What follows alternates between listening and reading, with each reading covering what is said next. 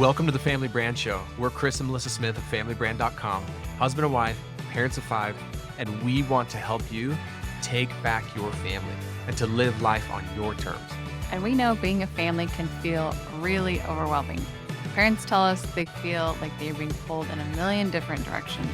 It's so challenging to navigate the uncertainty and all the chaos that's happening in the world right now. And that's why we want to bring you every single week actionable tips and strategies that you can implement in your daily life to become a better parent, to become a better spouse, and to build a stronger family.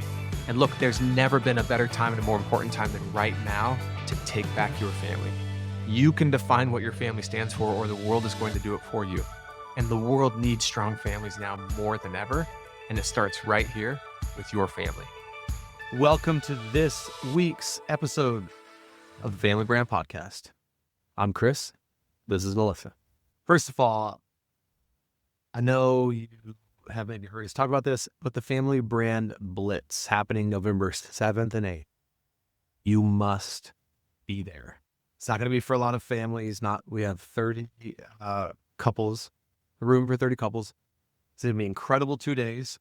It's going to be an opportunity for you and your significant other to have a getaway, have a ton of fun together, work on yourself, work on your marriage, work on your family. I don't even say work. It's not going to feel like work.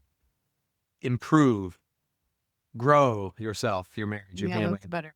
You will leave there with your family's mission, vision, values created, and it will be one of the most powerful, most impactful things you ever do for your family. I promise you. So you can go to familybrand.com/retreat.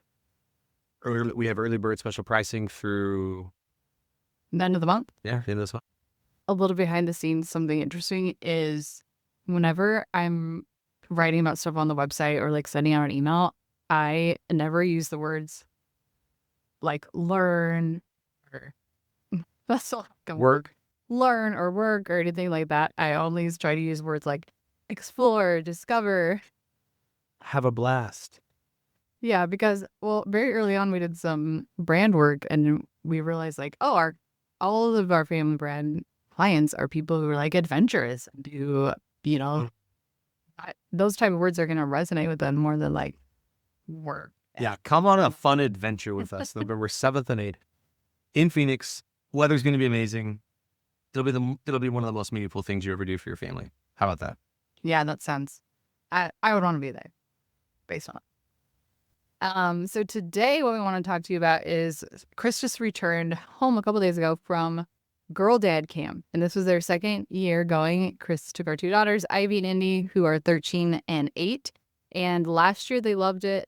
And this year, right when they got home last year, they said, we want to go again next year. And then I feel like as it was kind of getting closer this year, they were excited, but maybe not as excited. Like, oh yeah, like we'll go again.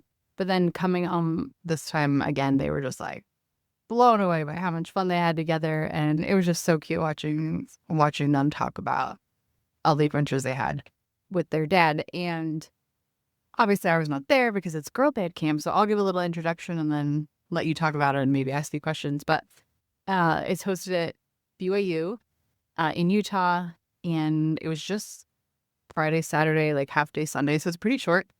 And maybe just tell us a little bit about, it's not just like, okay, for dads, bring your daughters and have fun. Like there's real purpose and meaning behind it and real messaging that they're wanting these girls and they're wanting these dads to walk away with. We maybe tell us a little bit more about what is Girl Dad? Yeah, and I think it's really fun that last year we went to Girl Dad. So Melissa's like, well, I'm going to do a boy mom trip and created her own. And they went to Boston and had so much fun. And then her and the boys are going to go on another boy mom trip here soon. And so I think that's really cool. And our boys love that time with Melissa. I would say the visionary behind Girl Dad is Diljit Taylor. She's the track coach for BYU women's track.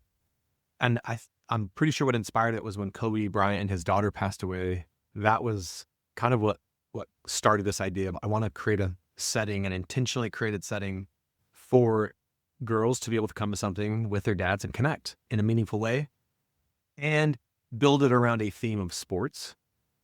And I think I would say the sports is not the main focus, but the sports gives girls and their dads an opportunity to come and have a lot of fun together, even if your daughter or any of the girls aren't necessarily into sports. It's still a ton of fun, but it's really about helping young girls build their confidence. That's what it's all about. I would say Girl Dad is at the end of the day.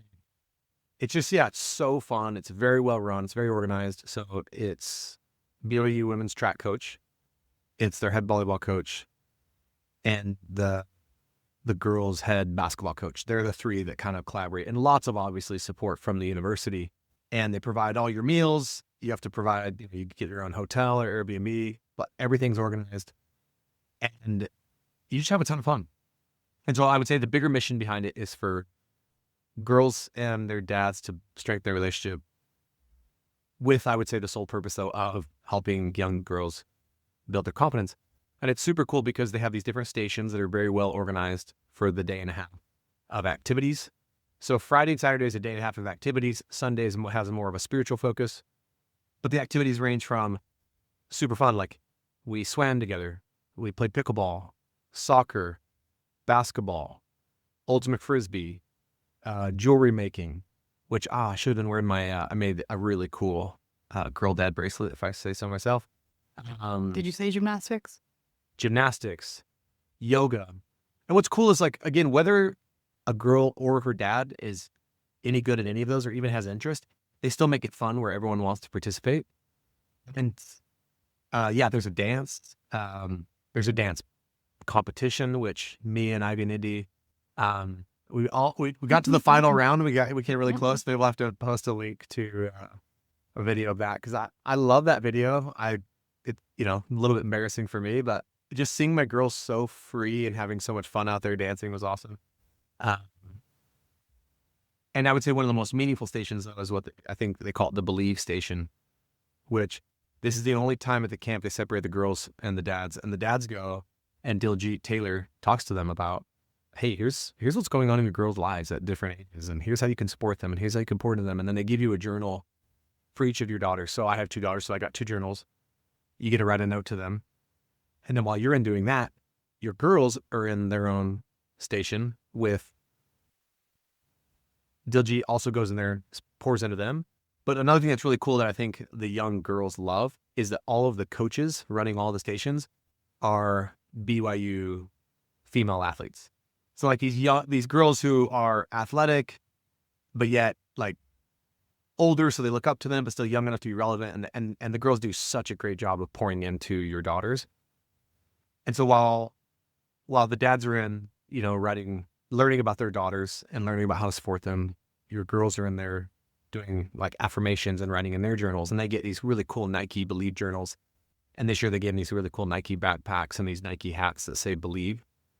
And the whole idea is to believe in you, and have the courage to dare, always be willing to dare to try. So some of the statistics I'll share that were just surprising and sad, but also kind of gave me a conviction that I want to do something about this for my girls. Which I think anyone listening, it's, you're listening and you're like, oh great, Chris got to take his daughter to this activity, this event. That's cool. Chris did a really good job breaking down, like, okay, what are some big takeaways so that you can learn from him going and you can really apply it to you and your daughters. And so I'm really grateful for that. So I would be listening to this with that in mind, being like, hey, how can I apply this? What can I do with this information in my family and with my daughters, our daughters? Yeah, so some of the research they shared, one of the slides was the difference between boys and girls' confidence at given certain ages. And so sadly, at about age 8 to 12, boys and girls' confidence starts to dip a little bit. And it kind of hits like the valley, if you will, the lowest point, somewhere between 13 and 17. And then it starts to increase a little bit. But girls' confidence is, if you're watching this or seeing this, girls' confidence is mirroring the boys, but lower. So they have a lower confidence. Women's confidence doesn't catch back up to men's until women are in their late 30s to early 40s. Okay. And then young boys, once they kind of hit their trough, if you will, like the lowest point of their confidence between 11 and 17, it's pretty much like a straight shot, like hockey stick trajectory, like over time. Women's goes up a little bit between the ages of like 17 to 18 to 24, flatlines a little bit through their 20s, and then at 30 goes up again. And so that was interesting, just that girls on average have lower confidence than boys, and it takes them much longer for their confidence to catch back up. Another statistic that was really sad is that girls drop out of sports at 1.5 times the rate as boys by age 14, and that by age 17, more than 50% of all girls will have quit playing sports altogether. And one of the biggest factors of that is simply because of how their bodies look in uniforms. So it's like you have a lot of girls who actually love a particular sport and they'll stop playing, not because they don't love the sport, simply because of how their body might look in a uniform. Which Chris and I talked about this a little bit. I'm like, it is interesting, like some of the uniform choices for women. Like after you told me that, I was like, our daughter is playing volleyball right now. And I'm like, yeah, I could see someone not being comfortable in like spandex, like short shorts, and that girl feeling uncomfortable with that. But I'm like, for boys, there's not like a similar wardrobe decision being made for them, like for uniform like that. It is an interesting thing about. I would say probably one of the most maybe like shocking or alarming statistics was that girls, their unhappiness with their appearance doubles between the ages of 10 and 14. And so they just talk about like that's a really critical age for girls. So those are just like this awareness of like, wow, this is like, there's some real challenges here and real opportunities to pour into our daughters. And then I'll just share some of the takeaways I've had that were just some downloads I had, but also just some ideas I got from the camp. One was to write my girls notes more often. I think everyone appreciates notes, but especially like my daughters, like writing them notes. You're right. You're beautiful. I love you. Like whatever it is. Another big one, and Diljeet talked about this a lot, especially with girls in sports. This applies to boys as well, but like sports, academics, like school, whatever it is, don't be so obsessed and focused on their outcomes. Like you did good or you did bad, or like just like focus way more on their effort, their attitude, their try, like who they're being. And I thought that was really, really big. Don't compare them to anyone else. You're like, oh, if you were more like her and got better grades, if you were more like her and tried harder, it's like, just celebrate them for them. Another one for me was just, I have to encourage my girls more than the world discourages them. I don't know why that thought occurred to me. It's like, I just think so many things in the world are designed to discourage young girls, like around their appearance or around their friends or around their clothes. I think I do a pretty good job with this, but I want to even more often tell my girls, you're enough, you matter, you belong, you have worth. That's something I try to tell each of my children individually quite often. And then write those things down and put it up. Not just write the little notes, but like hang up sticky notes, put sticky notes on their doors, on their dressers, on their mirrors. I also thought this one was really interesting. Diljeet said something that gave me this idea of like, for my daughters, I want to be her guys until someone else is. I will be the most important man in her life until her husband is. And just that, like, young girls really need that. Like they need like a healthy relationship with men and like a male figure in their life. And not just that serves them now, but also maybe it gives them a little bit of, oh, that's what I should look for in my husband. Like if I had a dad who was present and kind and loving and wanted to spend time with me and pour into me and didn't compare me to other people, and then that's what I would want in a husband.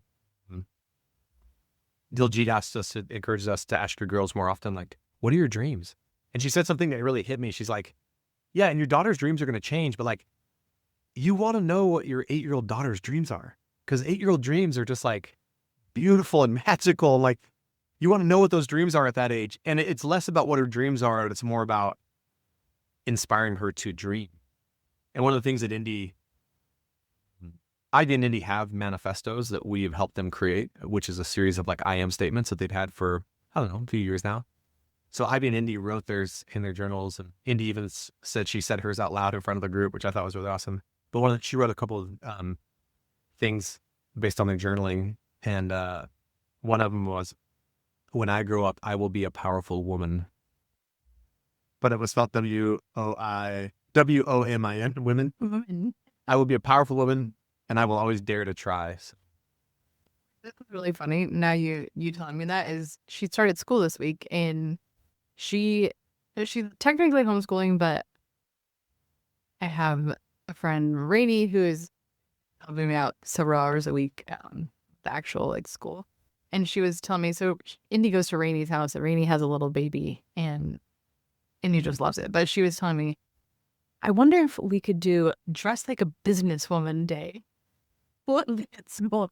And she was like pulling out different outfits, like I would wear. And I've heard this, and now that you're saying that, I'm like, I wonder if she's thinking like I would be a powerful woman, like dressing like a businesswoman is like part of that. I love that. That's awesome. 2 other takeaways. My girls are perfect just as they are. My job isn't to change them into something better. It's to love them into knowing they are already amazing. And I'm saying another thing that hit me, and I posted this on Instagram, and I've talked about this before, I think. It's like, why is the world so obsessed? I feel like, at least with women in particular and young girls, why is the world so obsessed with like telling young girls and women like, here's who you're supposed to be. Here's what you're supposed to do. Here's how you're supposed to dress. Here's how you're supposed to look. It's like, I just don't feel like the world does that to men nearly as much. It puts this pressure on like, here's where a woman's place is. And here's who you're supposed to be. And here's what you're supposed to do. And I'm just like, you know what? I want to raise my daughters to believe that what they're supposed to do and who they're supposed to be is exactly who they want to be and what they want to do. It's like, it's not, you get to decide, you know? It's like, and you don't have to do or be anything to be enough and matter. You already are. Like, you're already, amazing. And so I just think that with our girls in particular, I'm just more committed to, man, I want to speak as much possibility into them, encourage them more than the world discourages them. Yeah, just be their guy. Yes. And it was just so fun. And the girls are like, it is non-negotiable. We are never missing girl dad. I'm like, sign me up. Can I ask you a couple of questions? Yeah, sure. You've alluded to this a little bit. But I would like to see if maybe there's more to it. Maybe there's not. Did they talk about specifically the influence of dads on daughters and how that's maybe different than a mom or a female? Oh yeah, totally. And I did talk about the dynamic too of like, just like your influence with your sons is going to be different and your wife's influence with, but yeah, that there is a really powerful relationship between a dad and a daughter and like how important that is. And she even talked about like culturally growing up in the culture she grew up in. It was more like, the boys spend a lot of time with their dads and girls spend a lot of time with their moms. And not that that's good, bad, right, or wrong. Like, that's the culture they were raised in, and she grew up in a loving home. But how important that is, that the cross, right? Like gender, like time that you spend, like, yes, that's important. And it's really important for boys to spend lots of time with their moms and girls to spend lots of time with their dads, and just how much that impacts like a girl's confidence, her identity, her self-worth, how she sees herself. But also, again, that modeling of like what to look for someday. And they didn't talk as much about this, but it even occurred to me like, man, how important it is how my sons treat their sisters and my daughters. And like, I've had some conversations with my boys about, since girl data, just like how they can pour into their sisters more, and how much their interactions with their sisters could impact their sisters' confidence for good. And it's not that boys don't struggle with confidence, they just struggle with it differently. Like, most boys are like, oh, I smell bad? Like, oh, who cares? Or, oh, like, I look weird in this uniform? It's like, it just doesn't register or occur for them. I don't think many boys would stop playing sports because of how their body looks in a uniform as much as girls. And so it's just this like critical age of confidence that dads, brothers, I just think the men in their life can really do, maybe just be more aware and more intentional about helping shape their confidence. I love everything you shared. One last question I have is, if there's someone listening who feels like, okay, I love this, Chris, but this isn't, I would just feel so awkward saying, you matter and you belong and you're enough. Like, if that's just not a language that you're used to, or it just feels foreign, what would you recommend to someone? Well, one thought would be, do it anyways. You know, like, I think sometimes it's like, well, that would feel really uncomfortable for me. It's like, well, yeah, most of the great things that we want in our lives are uncomfortable. So there is a part of me that's like, yeah, do it scared, feel uncomfortable and still do it. Another thought would be maybe it's easier for you to write it. And I know a lot of dads that are that way. It's like, hey, it's not as easy for me to say it. So like writing it would be useful. And I'll tell you, I do believe your girls really need to hear from dads verbally at times that, hey, I believe in you. I love you. Hey, you're amazing. It could be, simple. And I think that there's critical times in their life where I don't think anyone is going to not enjoy hearing that. Right. But I think you tell a 3-year-old girl you're amazing, and she's probably like, duh. Like, yeah, I know. Like, so it doesn't mean it doesn't matter as much, but I think it's maybe matters even more, and it's more critical between those ages of starting to be like 10 and 18, 10 and 17. It's like, that's when they need to hear it the most. And again, not that they don't need to continue hearing it in their 20s and 30s, but I just think, and I think there's a reason they put on Girl Dad for those ages. It's because it's such a pivotal time in those little girls' lives where they are discovering who they are shaping their identity, they are battling so much of the pressures of the world. And like, Diljit also had a really cool hack that you can kind of like hack your if your daughter does have social media like Instagram, that you can go into her phone and in the Explorer feed, like search, you can type in like uplifting quotes. Funny. Yeah, like, because if you search that long enough, like that's Instagram will start to shoot, you know what I mean? Like, and so, yeah, I would say, even if it feels uncomfortable, do it anyways. You can also write it, and you don't have to say it the way, I say it, but I do think our daughters need to hear from us. I love that. And I think too, that it's okay if you're like bumbling a little bit for words or stumbling over exactly what to say. I think that just the authenticity and just the intention would be felt and totally appreciated. Even though, maybe when your daughters are older, they're like, hi, Dad.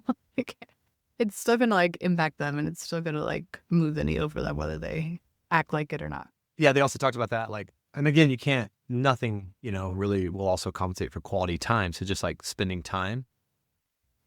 They also said that your daughter is probably going to be on the outside, at least on the surface, probably going to give you less positive feedback that what you're saying or putting your arm around her or saying these things matter, but it doesn't impact her any less. Like, as she starts to be 13, 14, 15, 16, 17, she may act like, and maybe not, but there is a tendency, there's a strong likelihood that she may act like she doesn't appreciate these words anymore, or you putting your arm around her or showing her affection. But she absolutely does. And I do believe that. That could be, I think, sometimes maybe a little discouraging for a dad, or maybe like, oh, I'm not gonna say this as much or put my arm around her as much because she doesn't seem to like, because like when your daughter's like, I don't know, little up to like probably 9 or 10, they're just like, you're her dad. Like, they want to like sit on your lap and hug you and always hold your hand, and like it's awesome. And I've just realized as my oldest daughter gets a little bit older, I'm actually realizing she is impacted by that just as much as she ever has. I just have to initiate it more, and I just trust that it still really matters to her, although I might get like less feedback. That's awesome. Thank you for sharing your experience. I loved seeing you guys together and hearing all your takeaways. Any last words? Girl Dad is amazing. Look into it. BYU Girl Dad. Go next year. I promise you'll have a blast with your daughters. And come hang out with us November 7th and 8th. Have an awesome week. All right, so that is it for today's episode of the Family Brand Podcast. But before you go, we have something fun for you.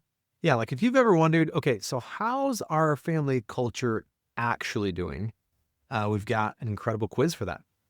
Good news, it's quick, it's free, and when you're done with that quiz, we'll even email you this awesome PDF full of practical ways to strengthen your family culture right away.